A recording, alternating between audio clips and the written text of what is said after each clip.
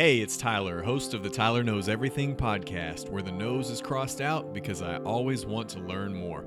This episode of the podcast is sponsored by Roxanne and Eric Hellberg, TAC Response, and my first ever patron on Patreon, my good friend, Mark McKee. Thank you so much for supporting this podcast. TAC Response has been supporting us since the beginning on the studio rental costs. Roxanne and Eric Hellberg recently made a sponsorship that helped me upgrade to the HD camcorders, and Mark McKee is our first ever patron on Patreon, which is an ongoing support level that anyone can sign up for as little as $5. My guest today is the owner of TAC Response Solutions, a company that trains in tactical medicine for law enforcement and civilians, self-defense and situational awareness, and active shooter response for civilians. Please welcome Brian Stutes. Tyler knows everything.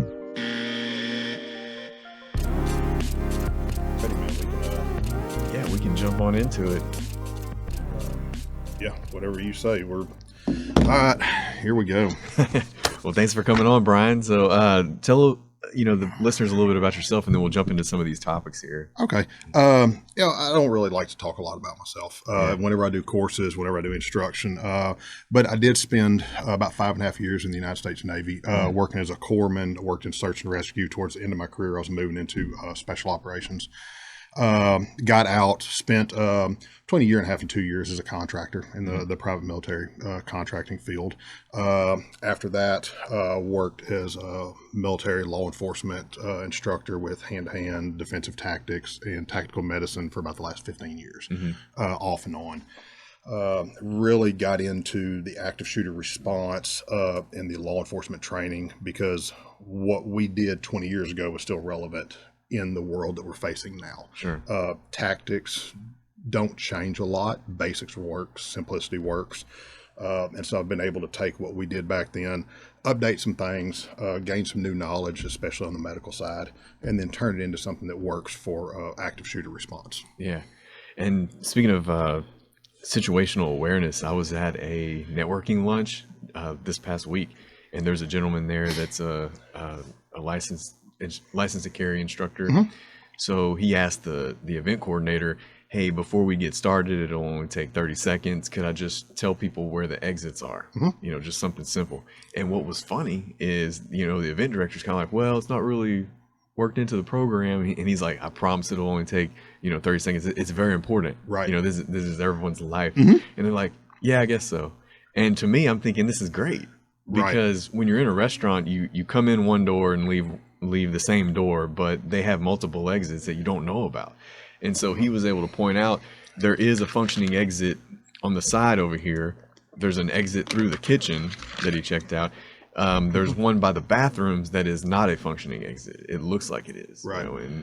It kind of made me think that we don't do that typically. And it was crazy how the event coordinator was kind of like, maybe, I don't think it's really important. Yeah. It's funny you bring that up because when I do situational awareness and self-defense classes, that's one of the things that we teach is we say, when you go in somewhere, look for all your exits. Look for the kitchen. The kitchen's always an exit, but it's an unmarked exit.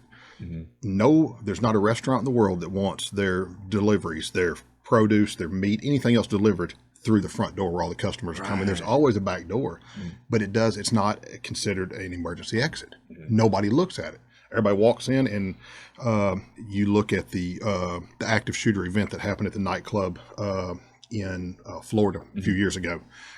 Everybody that left, when they were trying to leave, everybody got huddled up. There was a big fire, everything. Everybody got jammed in there.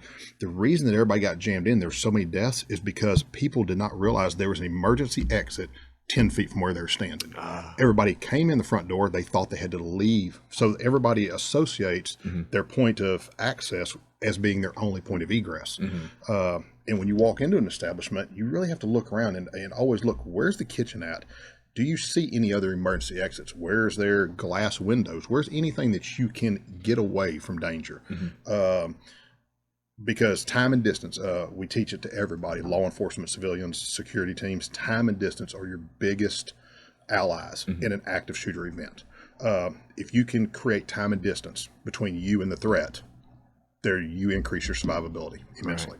So knowing those emergency exits, that's that guy did a great job, because not just for fire, for anything. Yeah. Sure. How do I get out of here? Identify it quick, and then you can move on with your business. Yeah, that's a good point. Yeah. And active shooter response is something that's been heavy on people's minds here recently, because we've seen it a lot more, I guess. Maybe in the past it was still going on, but with social media, of course, it's right in our face. And it really is. April 20th, 1999 was Columbine. Okay? Columbine changed the way that we look at, as far as the instructor side, law enforcement, response teams. That changed the way that we had to start looking at active shooter events. It's nothing that happened that day was textbook. Nothing was expected. That day, law enforcement waited for SWAT to get on scene, mobilize, and SWAT make entry into the building. That is antiquated now. The first person to get on scene should be making entry, locating and terminating the threat. You've got to stop the killing. Right. I teach you stop the killing, then you stop the dying. That's the medical piece of it. But and it's just a catchy little acronym, but you've got to terminate the threat. And statistics show that 73% of all active shooter events are handgun related. Now, these are FBI and Department of Homeland Security statistics. 40% of active shooters end in suicide or attempted suicide prior to law enforcement or a licensed civilian, intervening. So the sooner we can get that threat stopped, the sooner innocent people quit dying. Sure. And so, since 1999, so we're looking at 21 years now? Yeah, we're coming up on the anniversary 21. of 21 years. Wow. We've had to start changing this, and everything has been very reactive. You look at things, we study cases, and then we learn how to respond the next time. But we try to take that reactivity and turn it into a proactive approach. Because if we're always reactive, we'll always be behind the ball. Okay, we'll never stay ahead of it. And unfortunately, there's evil in the world. I'm not going to get into a gun debate or into a political debate, but it's, for whatever reason, there's just a lot more evil in the world. Right.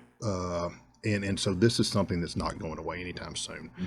And now it's increased even in the church, in the places of worship. There's been since, and we kind of date everything since April 20th, 1999. Columbine was pretty much the milestone. Everything is gauged since then. Right. There's been, now including the recent Fort Worth shooting that happened a few weeks ago, there's been 19 fatal church shootings in the United States since April 20th, 1999. 3 of those have happened in the state of Texas now. Wow. Yeah, and so because I think in the past we always kind of thought of Texas like, oh, that'll never happen here, and now it's on our doorstep. Yeah, in the 3, so the deadliest one that happened was in 2017, right outside of San Antonio, Sutherland Springs, the First Baptist Church, and we actually used that one in our church security training as our case study, because so many things happened then that we're able to learn from, and that we can turn into a proactive approach for security teams. So hopefully we don't ever go down that road again. Right. 26 people were killed, including an unborn baby. A shooter walked in and basically had open range until a civilian from across the street intervened. Oh, okay. Yeah, I guess in the past, schools and churches are known as like a gun-free zone, and people know that they can get access to a large group of people that probably don't have a gun. Exactly. And now we're starting to see that change, with armed teachers and school police, church security. It's becoming a big, Texas has the Guardian program now. I help establish a few of those. I work with some of the schools. I don't name what schools, obviously, for security reasons. Yeah. But we go in and we establish, and we make sure that these teachers understand the laws, for one thing, and then we give them the tools on how to neutralize a threat, and protect students. I know there's a lot of people that don't agree with that. There are pluses and minuses, but I feel that there's enough. It creates enough value that it's warranted, because again, the best way to save lives in an active shooter event is to terminate the threat as soon as possible. Yeah, and if you don't have a tool to terminate a threat, then basically, if my kids are middle school and intermediate school, what the best thing to do for a teacher that's unarmed is just hide, and that's not very good. How are you gonna? Exactly, it's not, and so we teach different tools. Now, you don't necessarily have to have a handgun. That's not always the right tool. Sometimes the right tool is these right here. Yeah. Sometimes the right tool is a water bottle. Sometimes the right tool might be this coaster. It could be anything. Right. It could be a book. If you have to go hands-on, sometimes that's just the best way to do it, especially in a church environment where it's very close. You can almost come up behind them. You don't want to run around with a gun. Right. You don't want to brandish a weapon. You look like the bad guy.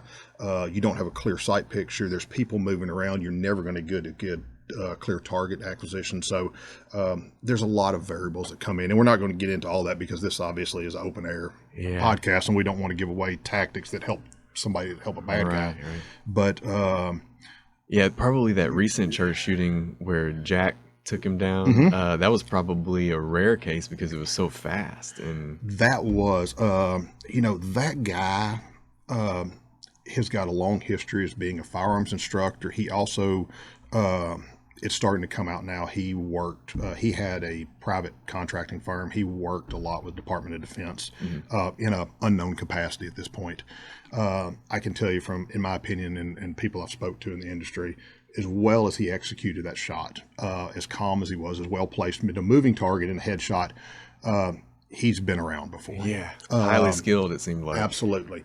Yeah. There's some takeaways from that, though, that didn't go so well, that we never want to say somebody was wrong, but they knew that there was somebody that had a wig, a trench coat, and a fake beard, and they said they knew it. Yeah. I teach early detection, diffuse, and remove them, because what does that person want? That person wants a large target, right? You want to take them out, get them away from that school, get them away from that church, get them out in the foyer, get them outside. That way, if they do trigger, it happens outside when there's nobody there. You took the population away from them. You took the targets from them. So I think in the future, we're going to see that we are able to learn from events that happen there. Yeah. Now, some good things that happened was you had somebody who was very calm, very collected, understood that he couldn't just take a torso shot because if there was too much movement. He had to take a headshot on a moving target from what we estimate 45 to 50 feet.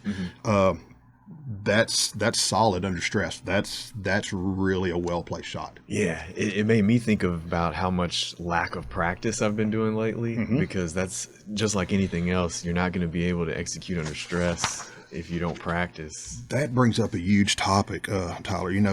People go and get their license to carry here in Texas, in whatever state you're in that allows you to have a concealed carry permit. But people do that and they automatically think that they're a shooter or that they can go terminate a threat. They have no stress inoculation. They've never trained under stress. They've shot some paper targets at a range at a close proximity. They've never trained how to move around corners, movement. They've never trained on when to draw the weapon, how to draw the weapon, when to cache the weapon and put it away and look innocent. And become what we call visibly neutral. So that's a big thing. Even law enforcement.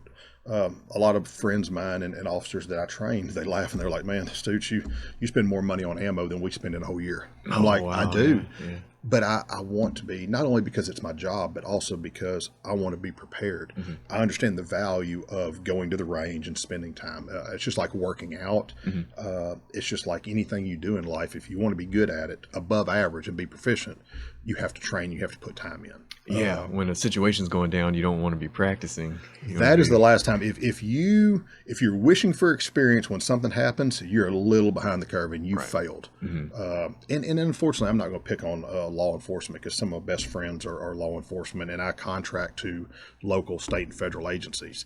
But when you look at closed circuit TV, you look at body cams, you look at dash cams of officer-involved shootings, what we normally see is we see officers that are expending an insane amount of ammo to neutralize a single threat. We're talking upwards 15, 20, 25 rounds. They're getting deep into a second magazine. And a lot of that comes just from not practicing. Stress inoculation, practicing from a seated position, practicing moving around, practicing with your heart rate up and stress. the body goes through a lot of things when adrenaline dumps. You know, you get auditory exclusion, you get a lot of bad tunnel vision, start shaking, jittery. If you don't know how to control that, then you're going to have trouble trying to acquire a target and get a round on target and then stop a threat. So if we see it in law enforcement, we're definitely going to see it in the civilian population. Yeah, sure. So and it kind of got me thinking about how the Navy SEALs do a mission. You know, they actually, like when they did the Bin Laden raid, you know, they had a mock-up of the building and ran through it over and over and over, probably so many times that they started to get bored with it. But then on the day of, crazy stuff happened. You know, there was a fake door, helicopter crash. They still executed the mission. Absolutely. Just boom, boom, boom, because they practiced so many things. Anytime you get to that tier 1 level, it's all about practice. You know, people think that guys go in and they just hit a room or they hit a house. And while they have the capability to do that, to go in and hit any given room, any given building at any time and do it and execute that with precision, if they have a specific target and they have the intel to go in and recreate a building, recreate rooms based on whether it's blueprints, whether it's human intelligence, whatever they may have, obviously it gives you the upper hand when you go in to execute the mission. Right. Yeah. That makes sense for schools and churches. You know, they know the building better than the shooter. Absolutely. You just got to put the practice to it. And same thing with law enforcement. They should be coming in. You know, we try to get law enforcement involved whenever we do go into schools, when we go into churches, when we do our security plan for churches. We go in and actually say, okay, here's how we're going to train you. We're going to do all this. Now we're going to go a step further and I'm going to build you a security plan. We'll go in, take a satellite map, say, okay, here's going to be your points of egress. Here's where you want to set up. Now you want to take this plan and you want to turn this over to your first responders. Where's fire and EMS going to come? Because they're not going to be allowed to be in that hot zone while we're still trying to determine whether there's an active shooter event. So you've got to get as many people out as you can, triage them, start working on transportation. Right. You know, another thing you've got to factor in is if you've got an active shooter event, one of the biggest things you're facing on the medical side is loss of blood.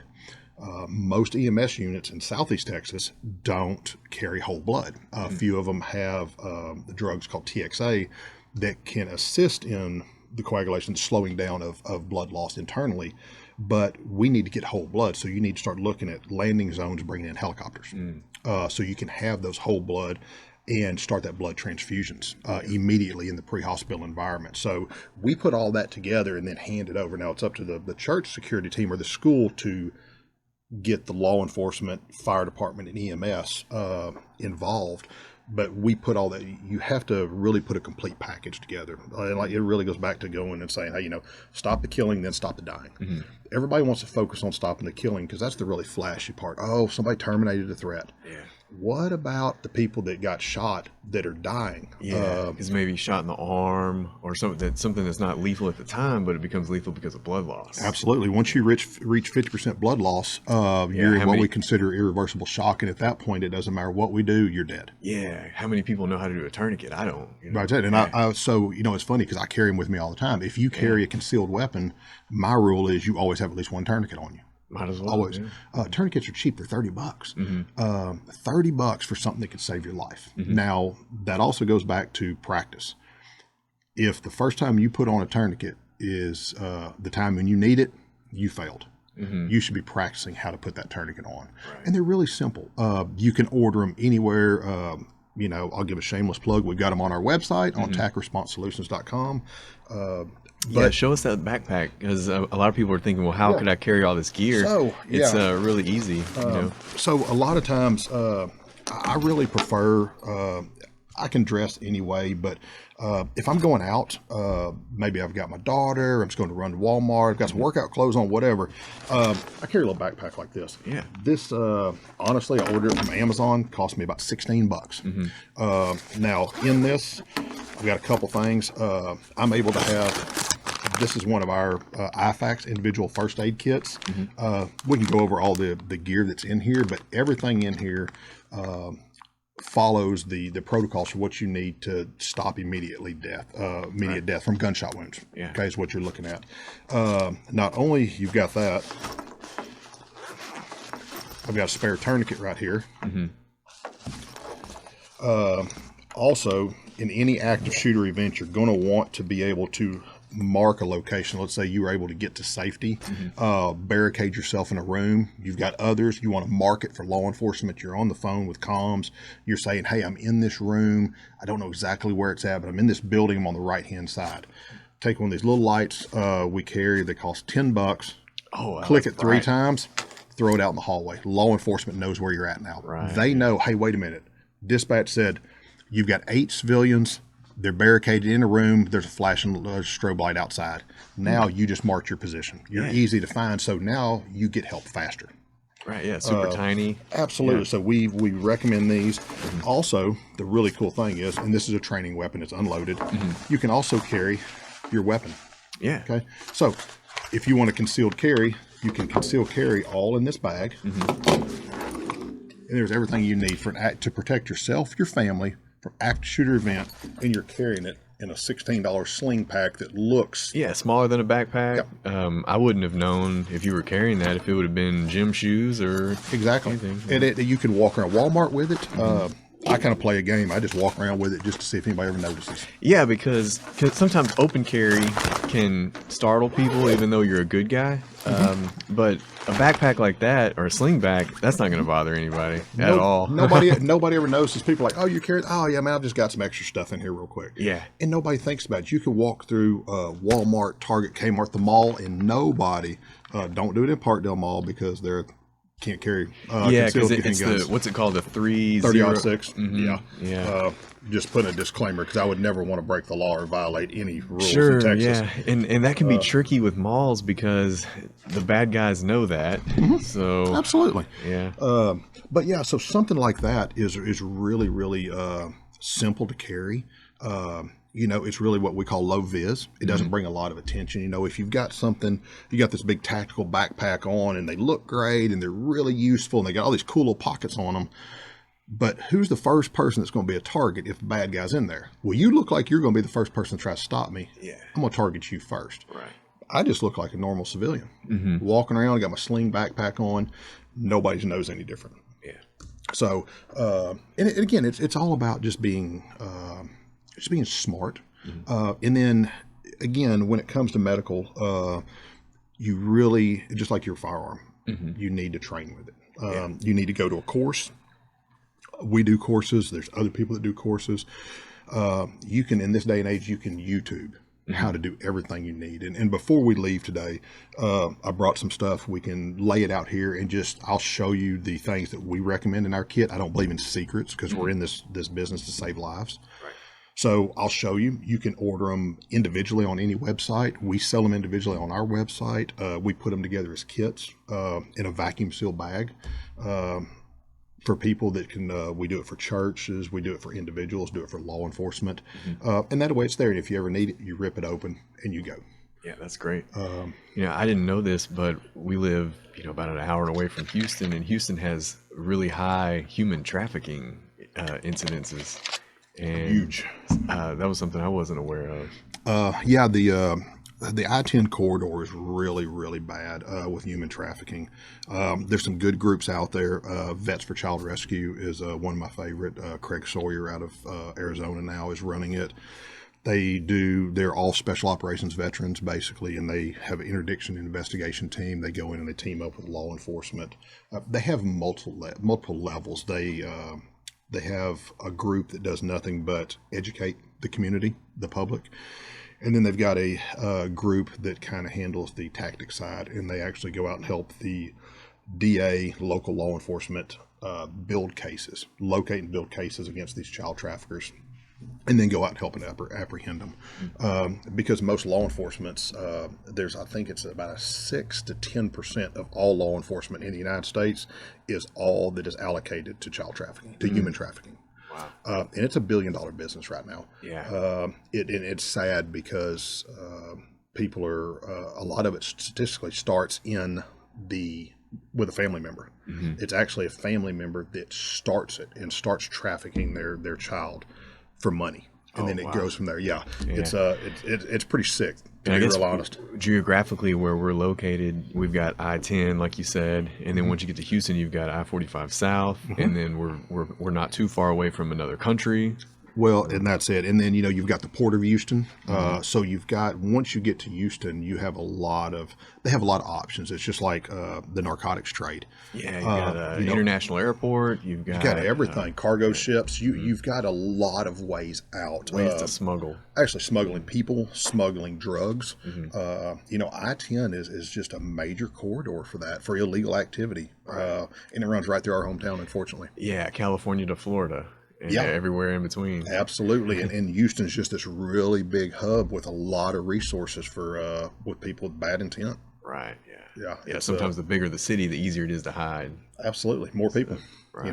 You're hiding a needle in a haystack. So yeah, it's unfortunately again, there's evil people. It's just, there's evil people, and you have to be prepared. We teach a lot of young girls, parents will come to us and ask us to do private classes for self-defense, situational awareness, and anti-abduction. And that's one of the things that we really try to stress about is vehicle abductions. Watching your area, understanding what a baseline is, understanding where somebody is and what their close proximity is, how to get away from somebody, even how to get away from somebody at gunpoint when they're in a vehicle and you're walking down the sidewalk or in a parking lot, how to move through parking lots, how not to move right up against vehicles, walk out in the middle of that parking lane when you're going up and down the aisle at H-E-B or Walmart or Target. Who cares about the car behind you? They'll get a little upset, but they'll get over it. Yeah.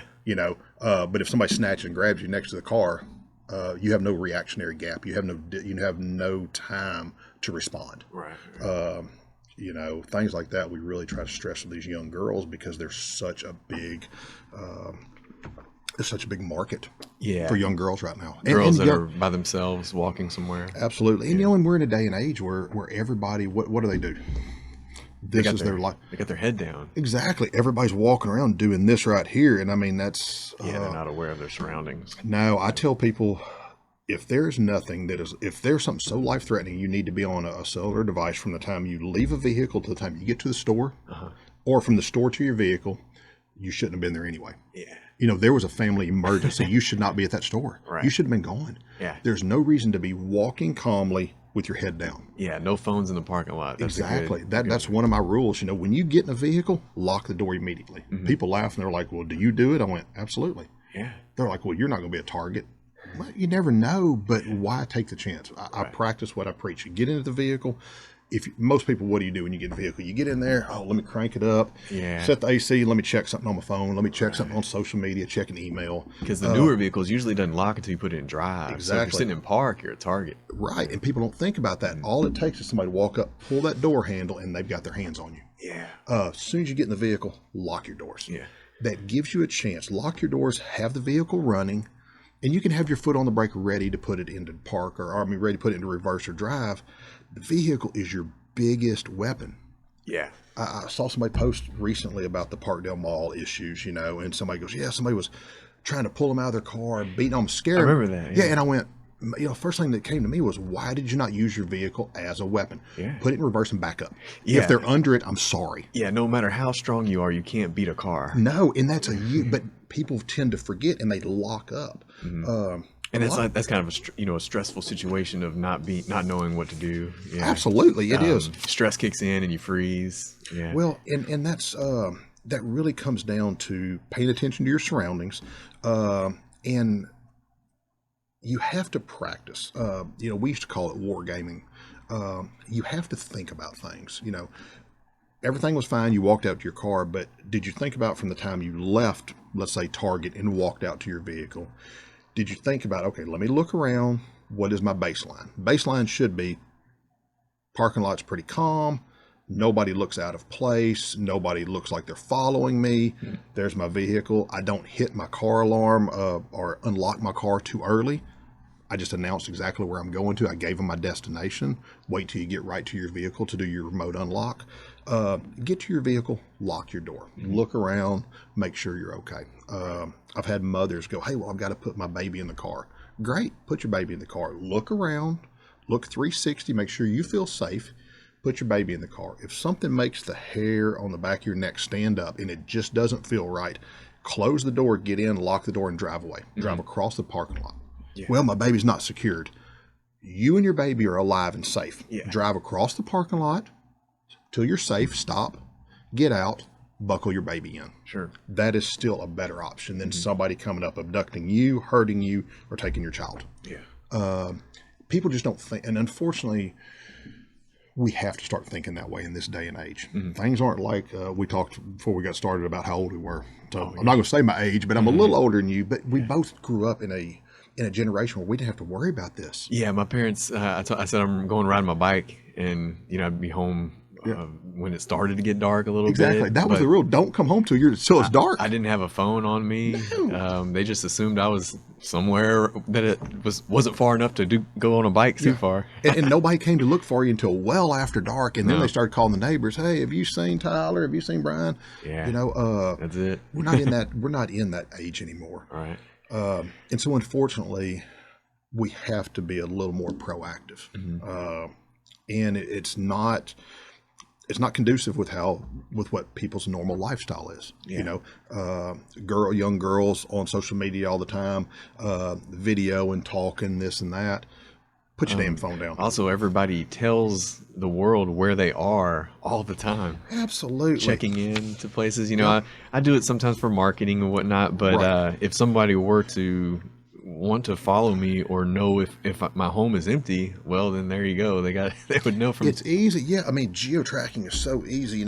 Everybody's tagging where they're at. You can look at just about anybody's social media, and within 5 minutes, you can figure out they may not have tagged their location each time, but it doesn't take long. At some point, they tagged or they took a picture where there's a landmark in the background, and you know exactly where they're at. Yeah. People just give away so much information. I'm not saying just lock down your social media. I want people to live, but I want people to be safe whenever they do it. I want them to think a little bit ahead.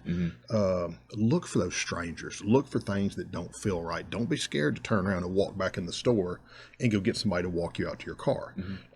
Don't be scared to pull up and then, you know what? I'm going to leave and I'm going to come back. Or I'm going to go park somewhere else because this just doesn't feel right and I don't like the way this looks. People will look at it, and then you see people on social media all the time post, well, I pulled up and something didn't look right, but I went in.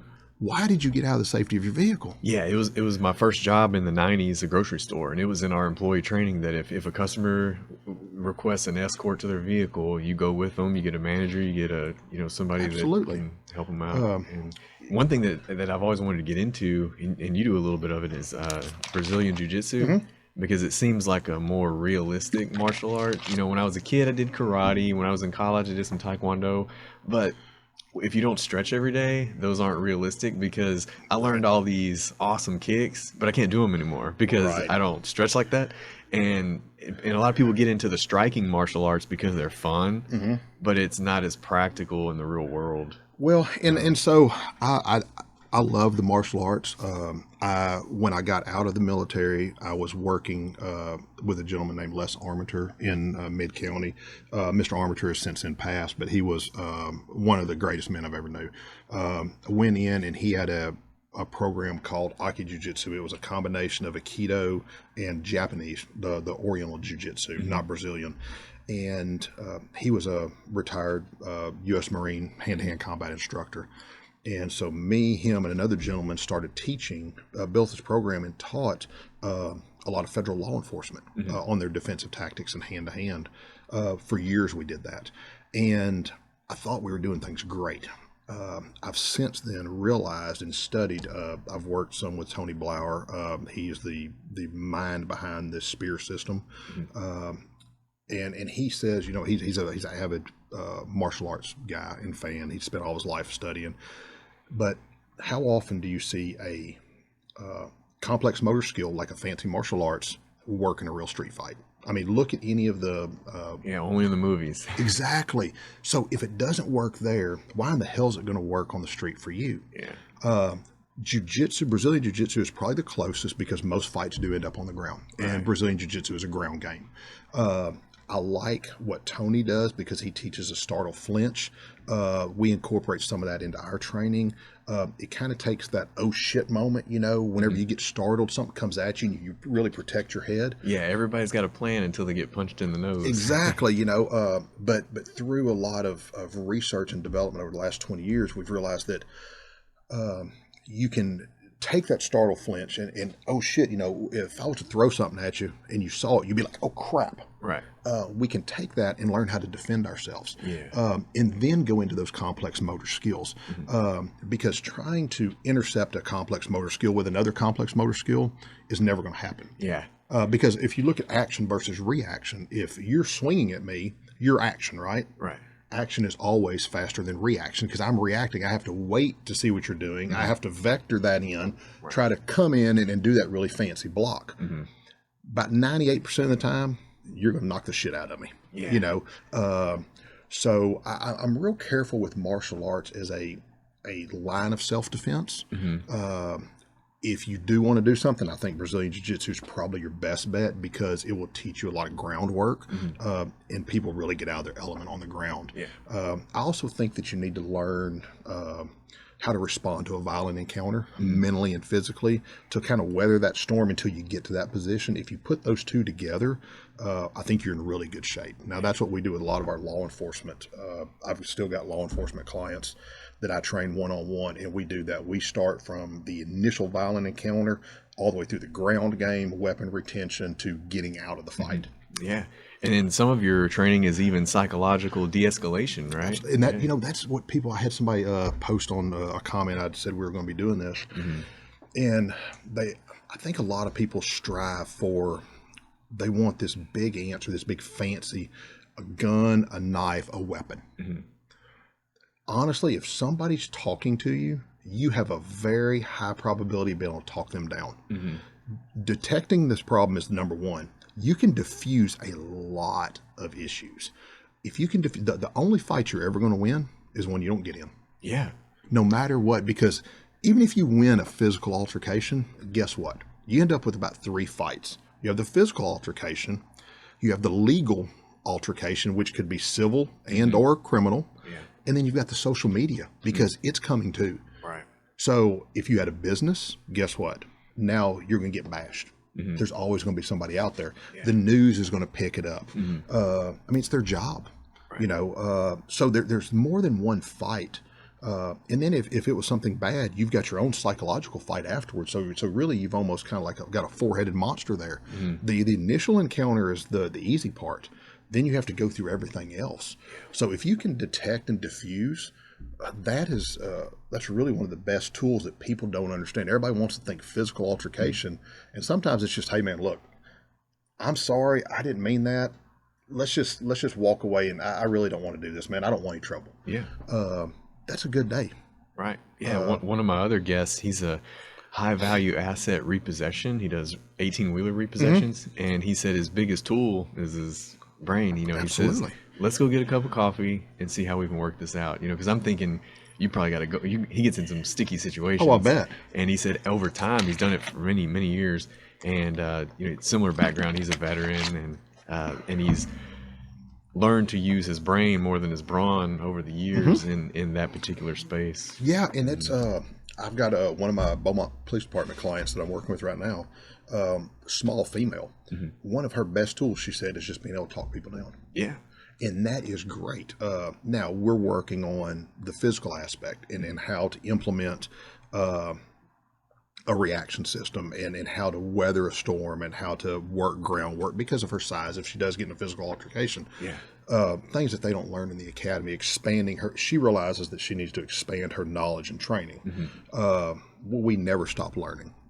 I'm in the middle of a threat analysis course right now, just trying to pick up 1 or 2 little tidbits that I can pass on to my clients or to my courses or to my friends or to my family. Right.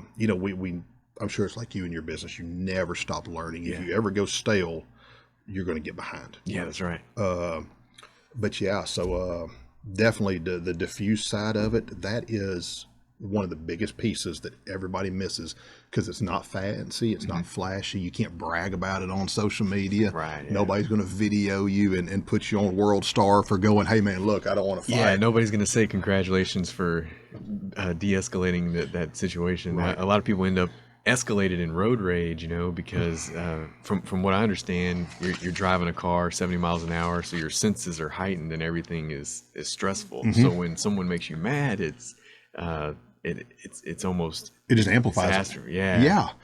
It really, and I read that a while back, is that, you know, if somebody's talking, there's a good chance you can talk them down. Yeah, and I try to catch myself before I get road rage. I say, you know, what am I going to do? I'm not going to follow this person and find out what, you know, and tell them they wronged me. Like, let's just go on about our. Yeah, there's that saying I see on social media all the time on some meme. It's you know, if it's not going to matter in 5 years, why are you going to let it bother you for 5 seconds now? And it's so true, because life's so short. You know, people say that, but when you lose friends, you lose family. Maybe it's just at my age, I've seen enough in life through military career, through civilian career, that you just finally go, man, it's just not worth it. There's some things that I've always been a really amped up guy. That's who I've always been. Yeah. It's just my personality. Just high speed, I've always liked that. But as I get older, I just go, you know, it's just not worth that. I just need to let that one go, because it doesn't matter. Right. You know, it doesn't control the food on my table. It doesn't control my bank account. Yeah. Man, why am I letting this drive my life? Why am I letting it control my emotions? Yeah. I'm no longer in control whenever I let somebody do that to me. Yeah. So it's maybe it's just maturity. I don't know. Maybe it's because I got tired of knuckle dragging. I'm not sure, but it's, you know, yeah, I agree. Sometimes it's just like you just sit back and go, man, I don't want, and not to mention the fact that person, there's a good chance they've got a gun. Maybe they've had a bad day. Yeah, we are in Texas. Exactly. You know, I think Texas is wild. You know, there's more tigers in captivity in Texas than there are in the world, like including the wild. Seriously. Now, where did that statistic come from? It's on Google. I'm gonna have to look that up. I heard somebody mention. I said that can't be true, and it is. Yeah. Really? I don't know where all they are, but they're in private collections just all over. So that means somebody's got too much money. Can you imagine how much it costs to buy a tiger and keep it in maintain it and keep it in captivity? But probably similar to gun owners. There's the population of Texas, but not everybody owns just one gun. Oh no. You know, there's arsenals that people are collectors. People, they usually have, you know, a hunting rifle, a sporting rifle, multiple handguns. I've got friends that do competitive shooting, and they have their own reloading room. Oh yeah. I've got friends and associates that have. Everybody thinks because of my business that I have so many guns. I'm not going to say how many I've got or what I own, but I own much less than anybody would ever think. If I told somebody how many I had, they would go, that's it. Because it's probably just each one's for a purpose. That's it. Each one of my weapons has a purpose. You know, I've got a work rifle that I've got a few rifles, but I've got one that I really go to teaching courses, doing any work. It's built by Sons of Liberty Gun Works out of San Antonio, Texas-based man. One of the best rifles on the market. Just a well-run gun. It just runs better than any other gun I've had. As far as a carbine, I've got a couple concealed pistols, depending on what I'm wearing, depending on the attire, depending on the event, what I'll need to have, and that's how I base what I carry. And I don't have that many. I've got certain guns. I'm just not a collector. Now I have friends of mine that probably have a 6-figure collection of weapons. And I'm like, wow. But yeah, you're right. Everybody's got guns. We're in Texas. Everybody's got a damn gun. Yeah. What's some advice on keeping them secure at home? You know, if you have kids in the house. And you know, you get your kids to a certain age where they're trained on it. You know, they go hunting with you, but for a while when they're toddlers and things, you know. Now the great thing nowadays is they've got all the biometrics. So you can go to Academy, you can go online on Amazon. I don't sell these on my website, so I'm not going to try to get a plug on that one, but you can go and get a biometric safe for a pistol. It can sit on your nightstand, under your bed, wherever you want to get to it. You want to have easy access. You want to practice going to it. But they've got ones that are fingerprint scanners, some of them that have to do 4 and 5 fingers button touch that a child would not be able to disengage. Yeah, just like our phone. Absolutely. So you can do that. Definitely recommend keeping any firearms unloaded that you aren't going to be using for personal protection. If you've got a weapon that you're going to be using for personal protection, the gun should be loaded. It should be stored in a safe place, away from children, away from anybody that can't get to it, that shouldn't be around it. But I do not believe in unloaded firearms for personal protection, because I will tell you now, there's just tons of research and evidence that shows if you go and you get scared, spooked, you get that adrenaline rush, you get that fear spike, and you go, the first thing you will do is you're going to pull the trigger on an empty chamber. And now you've got to start worrying about, do I have a malfunction? And you're running through your malfunction drills, your tap, rack, and banging. What happened when you could have went ahead and engaged that threat? That's like people that carry concealed weapons and carry them unloaded. I'm like, guys, if you train correctly, you have good discipline and good training, you've built muscle memory, it's not an issue. Your finger doesn't touch the trigger until you're ready to use the weapon. But for home, I believe that, you can get a small safe with a biometric key system in it for $100. And that's cheap. That's cheap insurance to make sure that your family's protected against evil. Also, your family's protected against a weapon. Cheaper than the weapon. Absolutely. It's much cheaper than the gun. You're spending $400 to $800 on a pistol. And if you spend $100, it's basically an insurance policy. That's a good buy for me. I believe in having safes, fireproof, waterproof safes for your higher end weapons. And absolutely keep those stored and keep them unloaded. Keep ammo locked up. Fires, you definitely don't want that ammo going off. But for home security, I definitely recommend that. Well, you want to show us some of your gear that you have? So so actually I brought a couple things as far as medical, just a few things that we recommend. And again, none of this is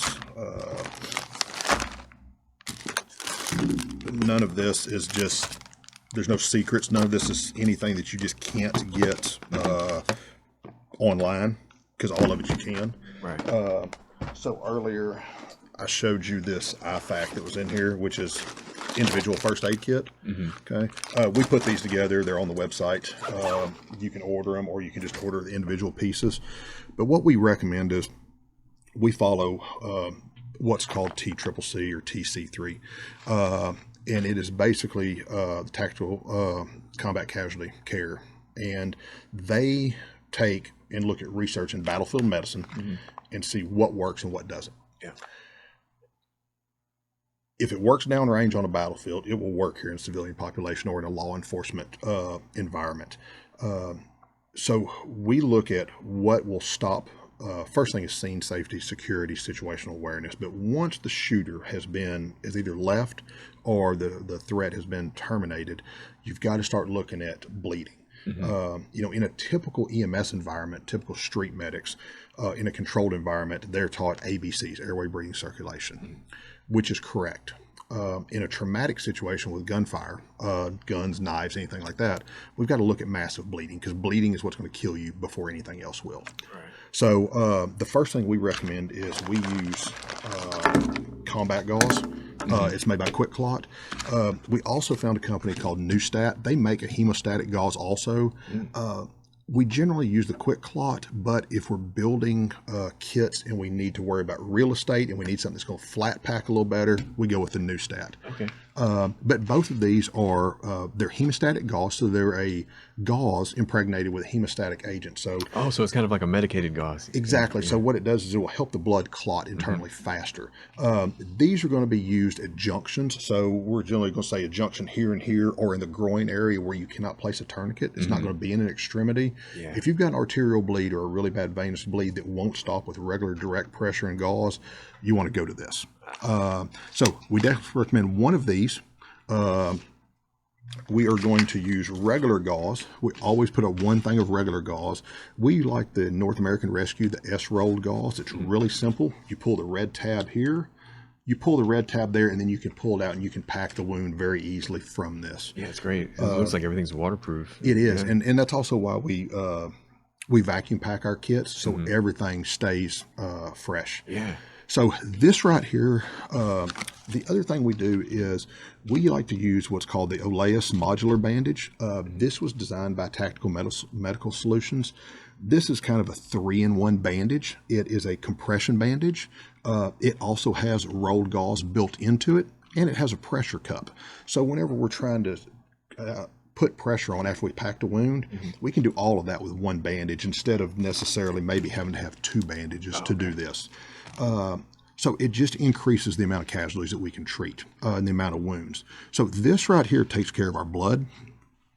We also put 2 tourniquets. I like they're called the SOF tourniquet. These are the Generation 4. It's the Special Operations tourniquet from the same company, from Tactical Medical Solutions. CAT, North American Rescue, also makes a CAT tourniquet, which is really good. I prefer these because they have a metal windlass instead of plastic, and they don't use Velcro. They have a metal buckle. But either way, they're $30 a piece. There's no reason for anybody not to have a tourniquet. This takes care of blood. Basically, anything that is bleeding, extremities, torso, anywhere, we should be able to get blood under control with these items right here. This is a North American Rescue version of a modular bandage, emergency trauma dressing. If you're looking for space, real estate is a priority for you. You could go with something smaller like this and take up less real estate in a kit if you needed to. Tons of ways to customize really compact. Absolutely. Hyphen chest seals. So if you've got a hole in your chest, we do the twin pack. You've got an entry and exit wound. Basically, we teach navel to neck. If you have a hole in a patient, navel to neck, you should be putting a chest seal on them. Okay. So we've got that. We also have decompression needles. I didn't bring a decompression. Oh, yes, I did. Yep. We've got decompression needles for advanced medical. If you've got the training and license to use it, so you can do chest seal and you can do a needle decompression. We put a rescue blanket in here just for hypothermia, prolonged downtime. Need to cover the body up, try to keep the heat in. We also put a compression bandage in there, put a roll of Coban in there. It's really good for securing bandages. Pair of 5.5-inch trauma shears. They'll cut through a penny, clothes, anything else you need to. And 2 pair of gloves. These are nitrile gloves. They're not latex. We like to use a tan color. That way, whenever you have them on and you're trying to see if somebody's bleeding, you can do a blood sweep and look at your hand and see if you have blood on there, compared to like the black gloves and some of the darker colors. You won't necessarily see blood, especially let's say a church scenario, you know, like at your church, lights are kind of low, low visibility. You wouldn't be able to see it. This here, blood stands out really strong, so you can see if your patient's bleeding. And then you've always got a Sharpie. Sharpies always come in handy. And I didn't bring one, but we also use a flat fold duct tape. We have a company that flat folds duct tape for us. And you can fix anything with duct tape in the state of Texas, so you can fix bodies too. It actually comes real handy, especially sweaty, bloody. If you need to secure something, you can use a control wrap, and if it doesn't secure well, you can take that duct tape, wrap it around it, problem solved. Nice. So you can put together a kit personally with all of this stuff in it for around $125 to $135. And it may sound like a lot, but if you think about what you can do with that, and it lasts 2 to 3 years. The only thing that's going to have an expiration will be like your chest seal, your hemostatic gauze, and these are actually good. This one's good till 2024, so there's 4 years left on this. Right. So even if you had to replace something every 4 years, it's still pretty cheap. Yeah, and so for your consulting services, you can put these together for people. Absolutely. And, if an organization says we've got 10 staff members that want to go through training and they all want their own kit. And we do that. We just did some for Lumberton Fire Department. We built 5 kits for them. One of them will take care of 8 patients. It's so big. It has enough of this in there to handle 8 casualties. The other ones will handle 4 casualties each. We do them for churches, for security teams. We do them for law enforcement. And we basically say, here's our recommendation, but what are you looking for? And then we customize it. Right, Sometimes they're for pediatric wings for churches. So we change the tourniquets and change a few things for the pediatrics. Yeah. We can build them to take care of 1 person, 2 person, 8, 10, 12. We can we do not charge to put the kits together. All we charge is for the products in them. Right. Yeah, that's incredible. Yeah. And so, and then we do the training on top of that to be able to use it. That's what separates us from a lot of people. Everybody wants to go out and teach how to terminate a threat, how to locate a threat, how to, move through building, clear rooms, use weapons. Right. That's great. We teach all of that. Most people don't teach the medical side though. And it's great once you terminate the threat, but if you don't know how to use this and save lives, I did a course, I know we got to go in a minute, but I did a class last year in Montgomery County working with some sheriff's department guys over there. And one of the officers told me, he said, man, he was a constable for Montgomery County. He said, man, you're on the right track. Yeah, and I said, why? And he said, man, we had an active shooter over here in the Woodlands area. It was a 3-hour active shooter event, 3 hours, real event. He said, if we'd had a casualty, EMS would not have been allowed in for 3 hours. Oh, geez. So think about that. The only medical you've got is what you bring. Yeah, and what you have there. You and your coworkers and your friends. Exactly, and what you're able to train. So, we do work for corporate entities, individuals, just groups, private groups. None of this is considered secretive information, in all of this, everything you use here except for the needle for needle decompression, none of this is invasive. All of this is covered under Good Samaritan laws, so you're covered in using this. I would challenge everyone to go look at the buildings that they frequent during the day and look at the security guard. And I say guard not in plural because usually there's one, right? And we're talking about multiple floors, and sometimes it's a retiree, Absolutely. Nothing against them. But I think that they may have gotten hired not because of their abilities. They just needed somebody in that spot. Unfortunately, security a lot of time is filled with a warm body. Yeah. And it's unfortunate because sometimes people have really well-meaning, but is that the person you want saving your life? They may leave. You don't know. We've seen law enforcement leave a scene. We've seen law enforcement not go into a scene. Yeah. And I'm not knocking law enforcement because I train them, I work with them. I have the utmost respect. A lot of them are really good friends of mine. And we haven't seen it here, but look at what happened at the active shooter in the school in Florida. An officer sat there while kids were dying inside. So you never know what somebody's response is going to be. And one thing, a buddy of mine who I really respect, he's a good friend of mine, young guy. I helped him train him to get him ready for the U.S. Marine Scout Sniper program. He's in the Scout Sniper program right now. He texted me on the way over. He's like, man, I know we said we weren't going to talk about fitness. He said, talk about fitness for a second. I said, man, I'm not going to talk about it. We're keeping it separate. I'm going to say one thing. I don't care if you're a civilian, law enforcement, whatever you are. You don't have to be in the best shape. You don't have to be an Iron Man. You don't have to have 6-pack abs. But think about one thing. Be honest with yourself. Sit back and say, am I the person I would want coming to save my family? Yeah, 100%. It's that simple. Because if you cannot answer that 100%, yes, I am in the shape to save. I am the person I would want to come save my family from a fire, from an active shooter, from anything. Then you need to fix yourself 1 hour a day, 4 to 5 days a week. You need to get your ass in the gym because too many people out there can't save themselves, much less anybody else. Right. And that is huge. Whether you're on a security team, whether you're a teacher in a school, whether you're a law enforcement officer, part-time, full-time, are you going to be able to save your life? If you're not the ideal person you want coming to save your family, you need to fix yourself. Yeah. That's all I'm going to say about fitness now. We'll do another episode on it, but think about that because people don't understand they don't think that what it's going to take. Yeah. You know, and physically it takes a lot to make a response. Even if you're not taking out a threat, if you're just trying to do a high stress medical to help somebody out, pull up to a car wreck and you're shaking, you're stressed, your adrenaline's dumping. You get done and you're just exhausted mentally. Get in better shape. Yeah. Practice. Get training. Doesn't have to be with us. Get legitimate training though. And get out there and put it to use. Just be a better individual.